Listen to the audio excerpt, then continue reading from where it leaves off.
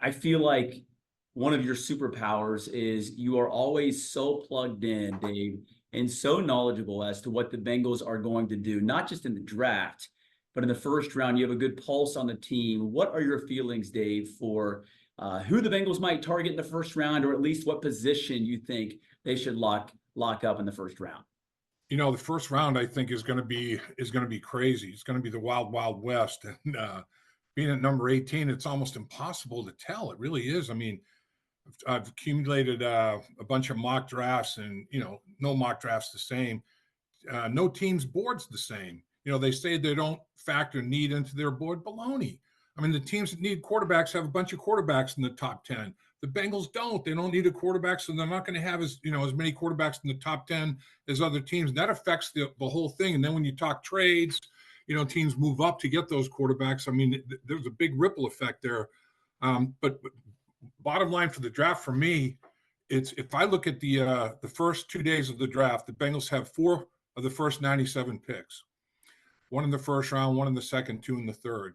If they can address offensive tackle, wide receiver, cornerback, and defensive tackle, not in whatever order, if they can get those 4 picks handled in day 1 and day 2, I think the rest of if they can nail those, I think the rest of the draft is gravy. I mean, they have 10 picks. They haven't traded up in the first round in 25 years. They traded back twice, though, since 2010. I'm not sure they necessarily trade back, but I mean, if I'm thinking as a former lineman, I'm thinking they go offensive lineman. But if there are 4 offensive tackles taken in the first 17 picks, is the 5th offensive tackle on your board? Where is he in relation to the 4th wide receiver, the 1st defensive tackle, the 2nd defensive tackle? I mean, the 3rd or 4th cornerback. I mean, it's so you're going to be totally true to your board, or do you have a bunch of people, that you've got around that 18th pick that you can draw from? And I think that's probably going to be pretty much the case. I think they're going to have multiple candidates at that 18th pick that they feel pretty good about, say in those 4 position groups. And however the run comes, if the run comes on quarterbacks, I mean, I just saw Joel Klatt's mock draft here. He just released it. He has 6 quarterbacks going in the first 13 picks of the draft. I mean, so if 6 quarterbacks go, and 4 offensive linemen go, or 5 in the first pick, I mean, there's nothing left. I mean, is Brock Bowers going to be there at 18? Boy, jump on that. It's just you don't exactly know. It's based on when the runs occur, and that's what happens when you're not in the top 5 or top 10 at the worst. When you look at the offensive tackles, Dave, because you know the offensive line so well, I'm curious if you have a name or a player in mind that you think might fit the Bengals the best. I really liked J.C. Latham, watching his tape, and I did a podcast with Orlando Brown, and Orlando Brown was effusive in his praise of J.C. Latham.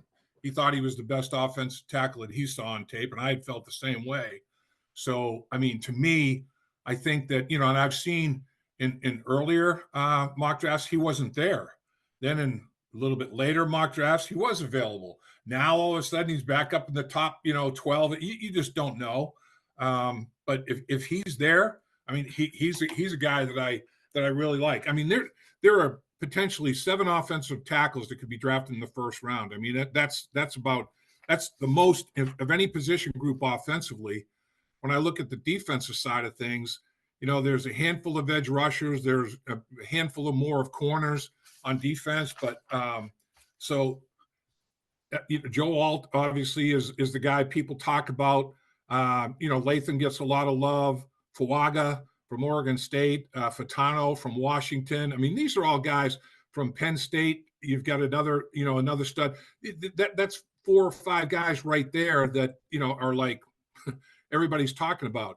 Now, the one that gets interesting, if you get down to Marius Mims from Georgia, and this guy hasn't played much.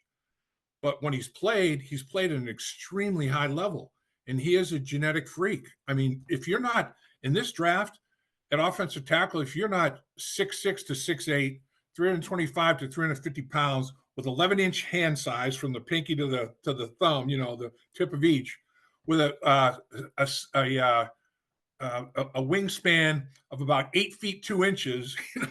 You're not a guy. I mean, the beef is unbelievable. I mean, it's prime beef that's in this draft at the offensive tackle position. And when you look at what they've done already with the offensive line, I mean, the four potential starters are all like that, 6'6" plus. Other than the center position, Ted Karras is the midget at 6'4", 315 or whatever. But the guards and tackles, 6'6" plus, 325 to 350 pounds plus. Four of the five potential starters are Super Bowl winners. I mean, that's a heck of a front wall. And if you add to it, I think that would be pretty outstanding. It is not in the Bengals' DNA, as you already mentioned, to trade up in the first round. If they were going to do what seems like the unthinkable, Dave, to trade up, who or why would they trade up? What would make them trade up in that spots? That's a real good question. I mean, if Bowers, Bowers is they think is he's gone in the top 10. What if he's not? What if he's there at 15 potentially? Do you move up 3 spots to grab a guy, like Bowers? If the offensive tackle position really slides, I mean, if for whatever reason everybody's down, and now you've got your potential, the guy that you got on your board at first or second offensive tackle, you thought you might be stuck at 4 or 5 potentially, at that 18th selection. If you want to move up to get your offensive tackle, if 2 of the top wide receivers, I mean, it could be a plethora of guys that they could move up for. I mean, I look at Bowers as a receiver. I think he fills two holes. He fills tight end and he fills slot receiver. So I think you get a 2-for-1 if whoever drafts Brock Bowers is going to have a 2-for-1 situation. So I think maybe a guy like that you'd think you'd think you might be able to trade up for if you could work a deal out. But honestly, to me, to move up any more than like 3 spots, it's going to be really costly. I mean, you're talking about a second, third round, maybe in a later pick or a pick next year.